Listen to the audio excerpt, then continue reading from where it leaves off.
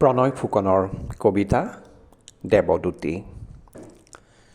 পৰিশ্ৰান্ত হৈ যেতিয়া মূৰ থওঁ তোমাৰ কোলাত, মোৰ কপালত তোমাৰ স্নেহসিক্ত হাত। সেই শ্ৰান্তি লাঘৱকাৰী নাৰী, তুমি কি মোৰ জন্মদাত্ৰী? মই তোমাৰ স্নেহকাতৰ সন্তান।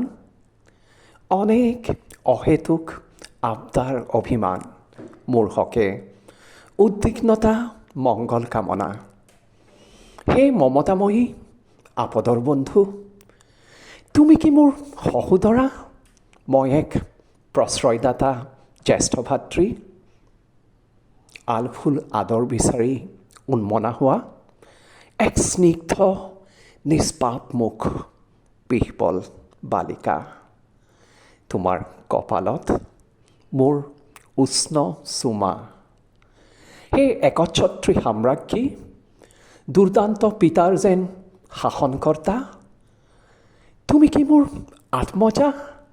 মই এক গৰ্বিত পিতা।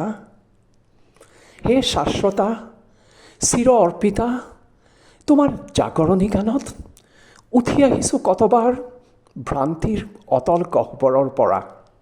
ছিন্ন ভিন্ন হৈছোঁ তোমাৰ ভাল পোৱাৰে, বিনিময়ত একো দিব পৰা নাই। তোমাৰ চন্দ্ৰ সূৰ্য, তোমাৰ আকাশ, তুমি মোৰ প্ৰিয়তমা নাৰী। এক নিবিড় নদীৰ দৰে বৈ আছা নিৰৱধি মোৰ কাষে কাষে।